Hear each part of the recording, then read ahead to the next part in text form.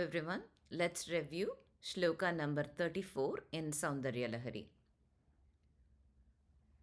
Śarīraṁ tvaṁ śambhoḥ śaśimihiravakṣoruhayugaṁ tavātmānaṁ manye Bhagavati navātmānamanagham ataśśeṣaśśeṣītyayamubhayasādhāraṇatayā sthitassaṁbandho samarasaparānandaparayoḥ. Let's take a look at the word by word meaning of this particular verse. So here Acharya is addressing Devi as Bhagavati. Bhagavati or Bhagavan is someone who possesses 6 qualities, and they are omniscience, omnipotence, omnipresence, strength, splendor, and detachment. If someone possesses all these qualities, then they will be called as Bhagavan or Bhagavati. So he's addressing Devi as Bhagavati. And he says, tvaṁ śambhoḥ śarīraṁ. Tvam means you. Śambhoḥ means of Shiva. Shambhu means Shiva, and Shiva represents the pure consciousness. And he says śarīraṁ. Śarīraṁ means body. He's saying you are the body of Shiva. So he's trying to establish that Shiva and Shakti are not different. Essentially, Shakti is nothing but the body of Shiva.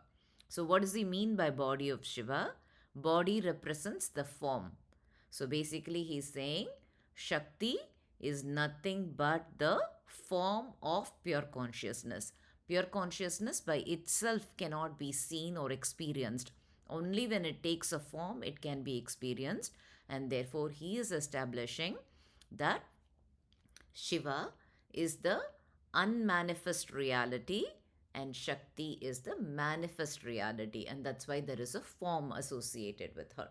So he's saying, Devi, you are the form of Shiva. You are the one who represents Shiva as a form, as a body.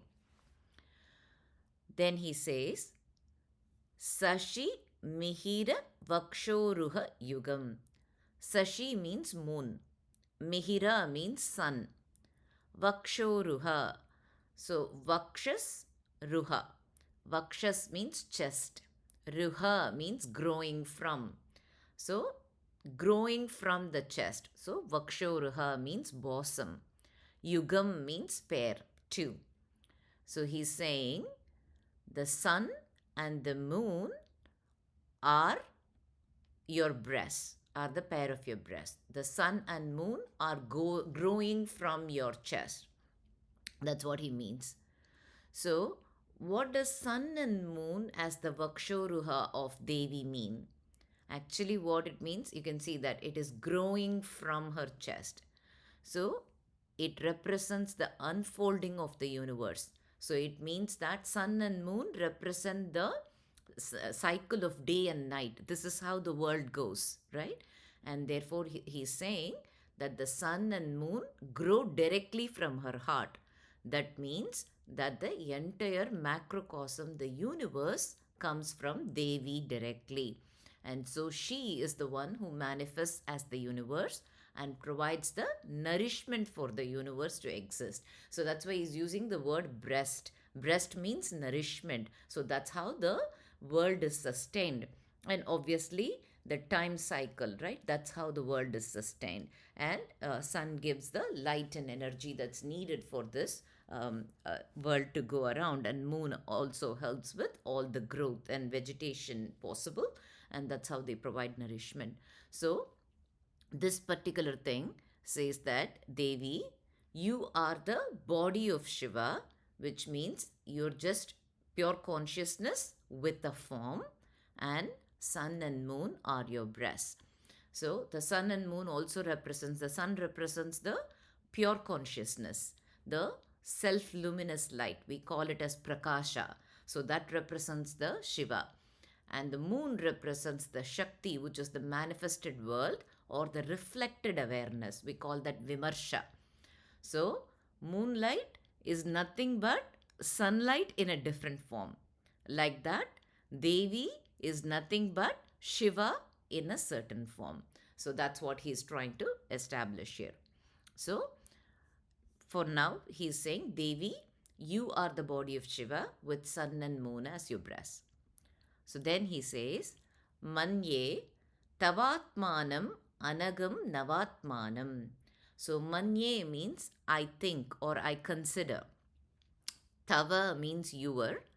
Atmanam, you can think of it as self or inner essence. So Atma means soul, that's the inner essence. So you can think of that as inner essence. Anagham, Anagham means sinless, faultless. So you can think of it as pure. Navātmānamanagham. So the Navātmānamanagham actually represents Shiva. Shiva is called as Navatma because he has a ninefold manifestation. We call it as Nava Vyuha. Vyuham means arrangement. Nava means 9. So basically, this Navatma or Nava Vyuham refers to how that supreme consciousness expands or arranges itself into 9 layers to create the world we experience. So that's what Navatmanam means. So those 9 aspects are time, form, name, knowledge, memory or mind, sound, and then the focal point Bindu, the Kala, which is the art or subtle power or the creative power, and Jiva, the soul. So these are the big 9 that make the macrocosm. And even though we see the world as 9 different things, which is time, sound, mind, matter, etc., they are all actually one faultless pure being. So Shiva is the blueprint and Devi is the power that makes the blueprint real. So that's what he's saying. He's saying, I consider you as the inner essence. I consider your inner essence to be the pure Navatman. So in that he's saying your essence is similar to that of Shiva. And if you look at the Navatmanam, it also implies the individual manifest self as well. It's not just the macrocosm, it is also the individual manifest self. So in Tamil we say, Andathil ulladu, Pindathilum ulladu. So whatever is in the microcosm is also in the, whatever is in the macrocosm is also in the microcosm and vice versa. So Navatmanam also represents how we as individuals experience this big 9. So how do we experience the world? Through our body and mind. And what is the body made up of? The 5 elements: earth, water, fire, air, and space. And what is our mind made up of? There are a few faculties, internal faculties. We have a mind, we have intellect, we have ego, and consciousness. So this is how we experience that connection.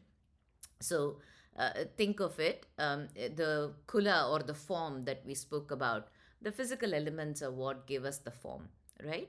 And then if you think about time, you experience time through your memory. That's how we create past, present, and future, right? And then if you think about name, then it's our ego. Our ego creates that identity for us. And our knowledge can only be experienced through the intellect, right? And then the sound, that is something that our mind is the constant sound or vibration, and that's how thoughts are created. And the Jiva, the soul, is the witness to all of this. So the Navatmanam also implies that it is the manifest self. And if you see, this 9 aspects of the human is connected to the triangles of the Sri Yantra. So there are 4 Shiva triangles and 5 Shakti triangles in the Sri Yantra, and the 5 elements are the Shakti triangles, and the mind, ego, intellect, and consciousness is the Shiva aspect. And that's why Sri Yantra is also the expression of the human form. It's the expression of the macrocosm as well as the microcosm.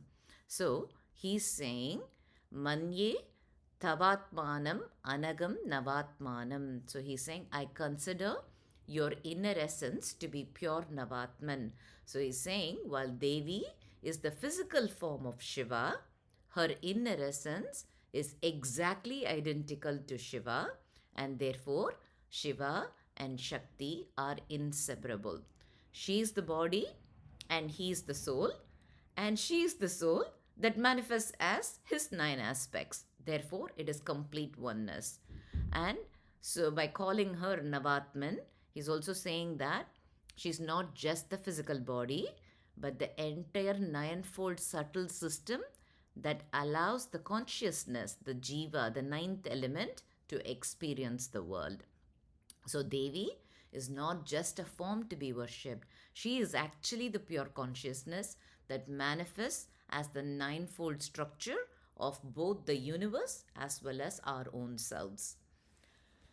Then he says, Ataha Sesha Seshi iti ayam sambandha vam ubhaya sadharanataya samarasaparānandaparayoḥ sthitassaṁbandho. So let's take a gradual explanation of this.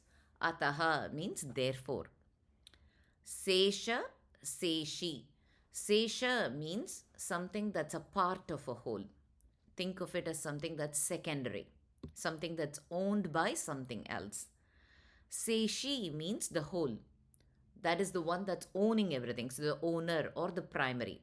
So Seshi means primary, Sesha means secondary. So ataha, therefore, Sesha, Seshi, iti ayam sambandha. Iti means that or thus. Ayam means this. Sambandha means relationship. So that means this relationship of primary and secondary, vam, between both of you, ubhaya sadharanataya. Ubhaya means both, sadharanataya means common. So he's saying this relationship of being primary and secondary between both of you is common to both of you. So what does that mean? So here, the who's primary or who's secondary, or who is the owner and what is owned, it really is based on the what is pradhanam at a given time. So if you take creation, right, what is the objective of creation? The will to become many. That is the objective of creation. That is the priority at that time. So manifestation requires taking shape. So Devi is the power of manifestation. So she is the primary in that particular case. Shiva is actually the Sesha because he is the background or the canvas that allows all these forms to exist. So when creation happens, Devi is the Seshi, the primary, and Shiva is the Sesha, the secondary. Now let's take dissolution happens, samharam happens. At that time, what happens? The whole priority there is the main thing there is to return to the source. Everything has to become one. In creation, one becomes many, and in dissolution, many becomes one. So at that time, the will to return to the source is the priority. So the source is nothing but Shiva. He is the ground of being upon which all the forms exist. And therefore, in dissolution, Shiva is the primary and Devi is Sesha, the secondary, because her forms are the attributes that are being withdrawn. So it's almost like the relationship between speech and meaning. If you want to express something, then words are your primary because that's how you can convey your thoughts. So the words become primary. But the same thing, if you want to understand something, then the meaning becomes the primary, right? More than the word, what the meaning implies is what is important there. So like that, Shiva and Shakti are word and meaning, and both are essentially one cannot be without other, and the relationship between them as to what is primary and what's secondary is common to both because that's constantly changing. It's a functional role as opposed to a hierarchical role. That's why there is no Shiva is greater and Shakti is less, or Shakti is greater and Shiva is less. So that's why he's saying it's common between the both of you. So if one was always the primary and another is the secondary, there'll be a hierarchy.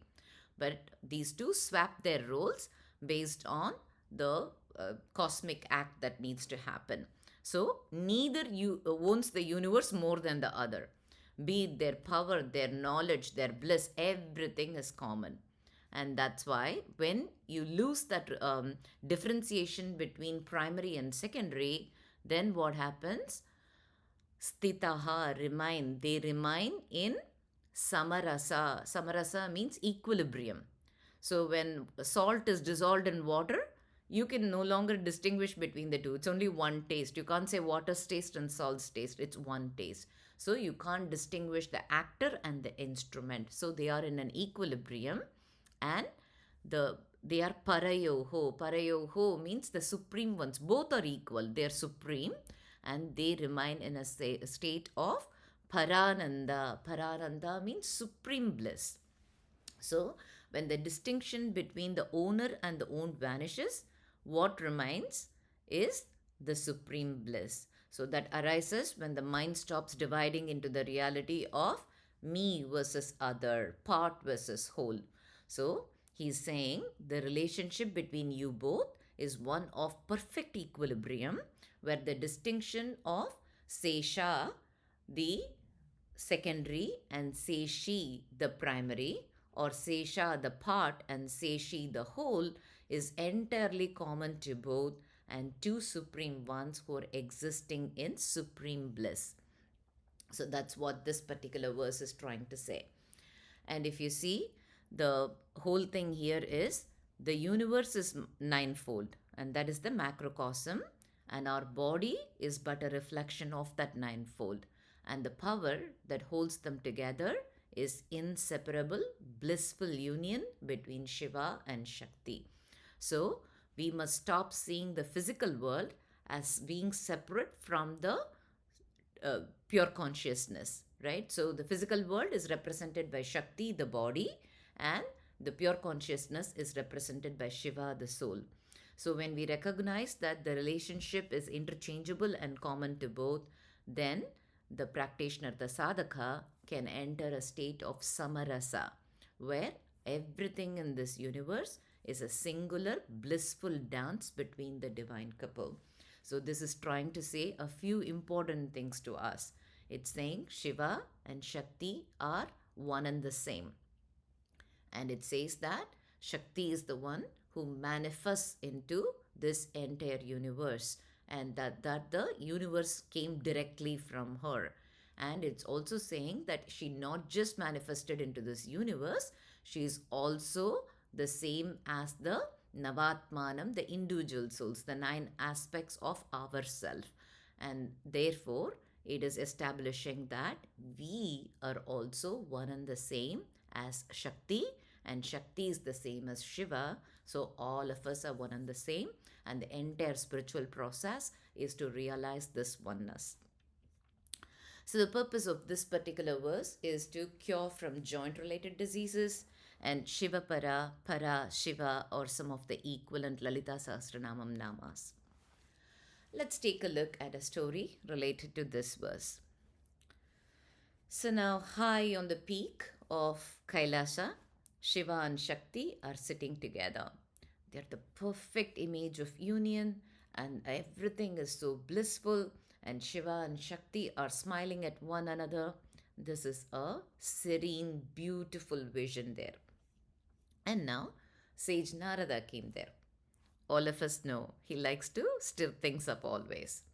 So he came to Shiva and Shakti, he bowed down to them, and he said, "How beautiful everything here is, how serene everything looks, so peaceful, so quiet." And then he paused and said, "But isn't it a bit too quiet? Maybe you both should play a game and have some fun. How about a game of dice? Think about how much fun you could have." And Shakti saw right through him, right?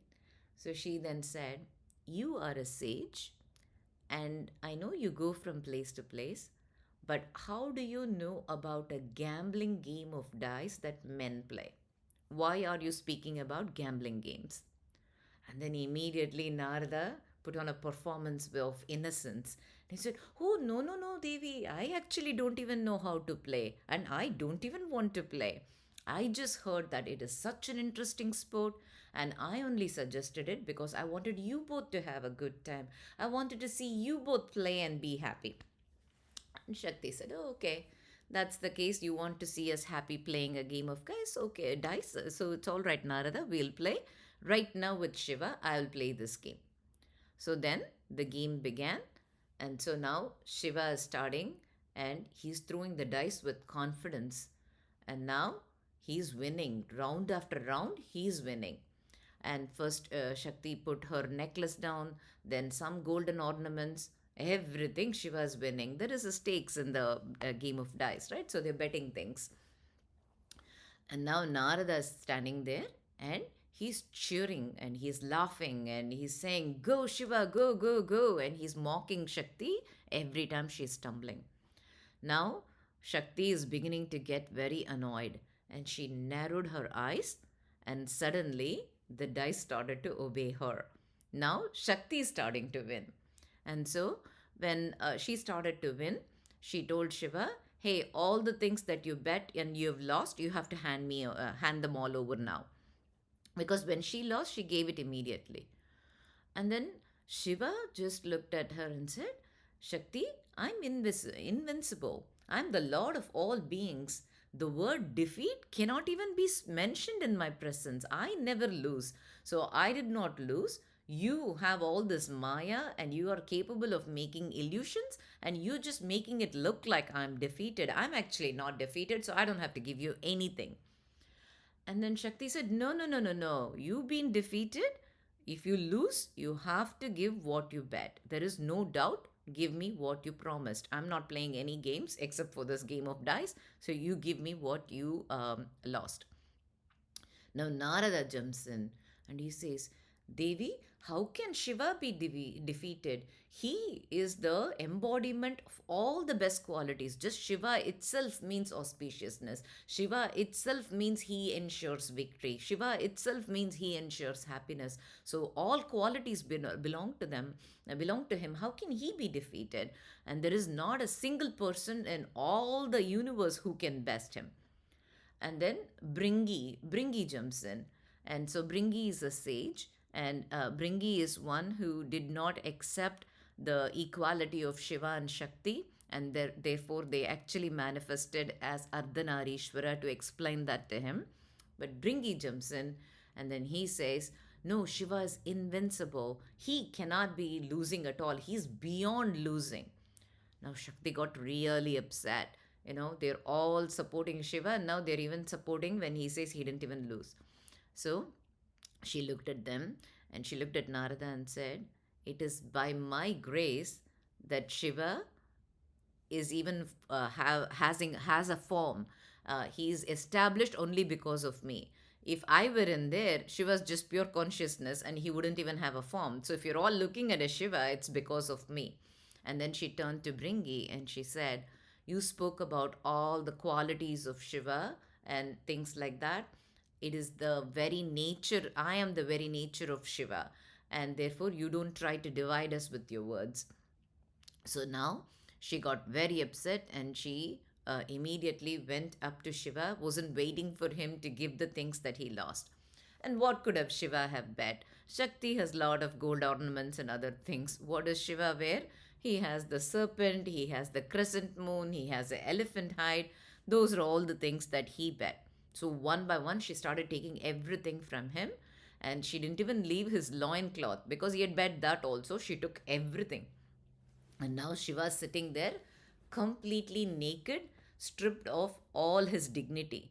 And now everybody is looking, he's very ashamed. And so he looks at Shakti and says, "Shakti, you can't do this. At least please give me the loincloth. You keep the everything else." And then Shakti laughed at him. He said, "As Bhikshadana, you went around naked in front of so many people. Now suddenly you're spinning stories of being ashamed about being naked. So don't even try all this with me. So I'm not giving you anything you lost. What you lost is what you lost. They are mine to keep." So now Shiva got very upset, and then he started to open his third eye, right? So he wants to open that and he wants to fire. And then Shakti simply laughed at his face and she said, "You know what? You can burn Manmada, but all this third eye opening fire at me and all is not going to burn, is not going to work." And why?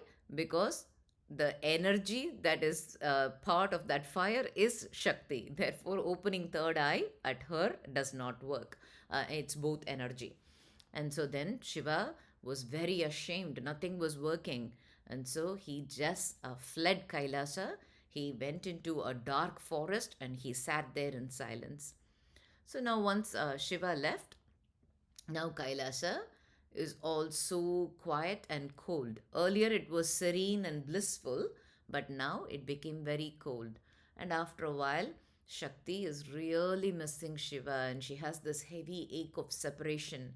And so she is really thinking, when will he come back? And then Shakti's friend Vijaya is there and she says, you know what?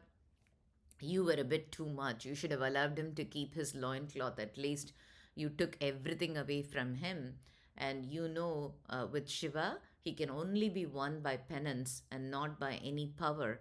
So now you have to do something so you can go ask for his forgiveness and somehow you bring him back. Otherwise, look what's happening. You're the one who's missing him. And then Shakti smiled and she said, without me, he is formless. And it's not like we can ever be separated. We cannot truly be separated. And you should see how much I like him. I created this entire universe just for his amusement. So it's not like we are separated. But, anyways, let me go get him back. So then Shakti transformed herself into Shabari. So Shabari is a tribal huntress and she has this dark skin and she has all these peacock feathers and she's this wild beauty, and you take one look at her, you can't turn your eyes off. So that's how she comes, and she goes into the forest where Shiva was silently sitting in meditation. And when she goes there, we all call Shiva as Kameshwara. Kameshwara means master of desires. He has mastered desires. That's why we call him Kameshwara. So he cannot be tempted at all. But the master of desires, as soon as Shabari came there, sensed her presence and he opened his eyes and he saw her, and that's it. All this detachment, I'm going away somewhere, everything evaporated, and he was struck by love and he began following her everywhere she went. And then Sabari looked at and said, why are you always coming behind me? And he said, oh, I really love you. I want to marry you. I can't be away from you. Please, can we both marry? And then she looked at and said, you know what? Why would I trust you? You are the person at first quarrel with your wife. You simply left her there and came and you're sitting here. Why would I even trust a man like you? And then Shiva said, no, no, no, I'll be the perfect husband. That's not what I meant to do. Please marry me. And then Sabari said, look, if you want to marry me, you should not be asking me. You should come to my father and ask for my hand. So then Shiva said, please take me to your father. I will come and ask. I can't even be away from you for a second. So then Sabari took Shiva to her father. Who's her father? Himavan, Himalayas. So he went there, and Shiva had only one thing in his mind. He has to marry this beautiful huntress. So he went directly to Himalayas. He bowed down before Himalayas and he said, you know what? Please give your daughter to me. Now Himalayas, Himavan, was actually stunned. He just stepped back and said, oh, no, no, no, no, Lord, what are you doing? You're bowing down before me. This is not something that's done. And what are you even saying that you want my daughter? You are the creator of these three worlds. Everything in this universe belongs to you. So what are you even asking?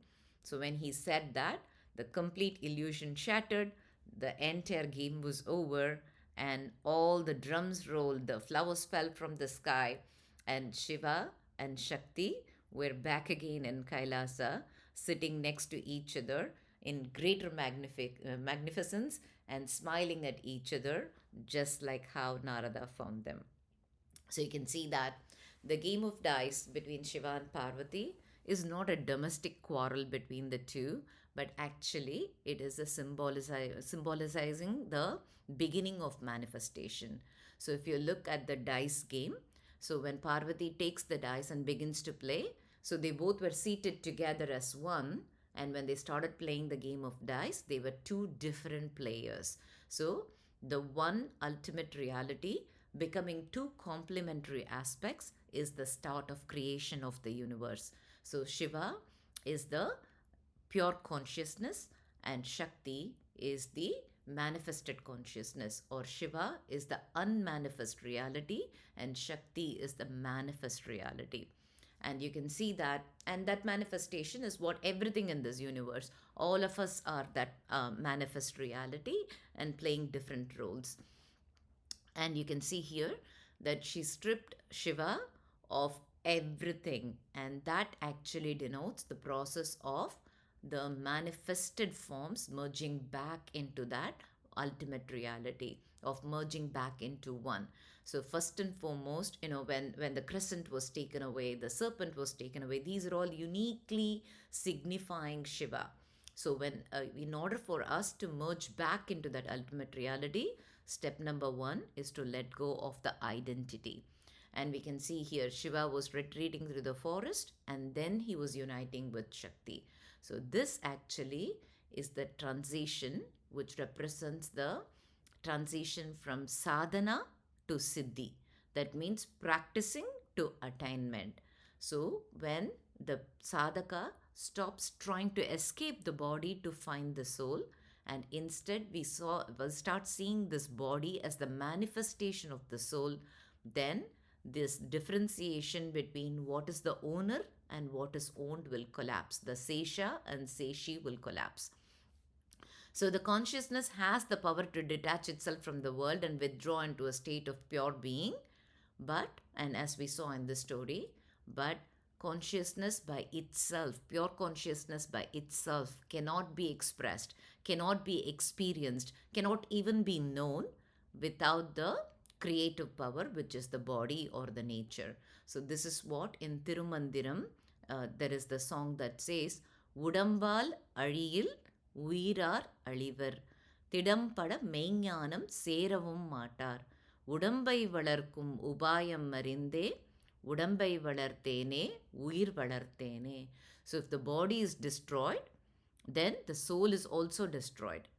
And without that, then you cannot attain that true ultimate reality, the true divine knowledge.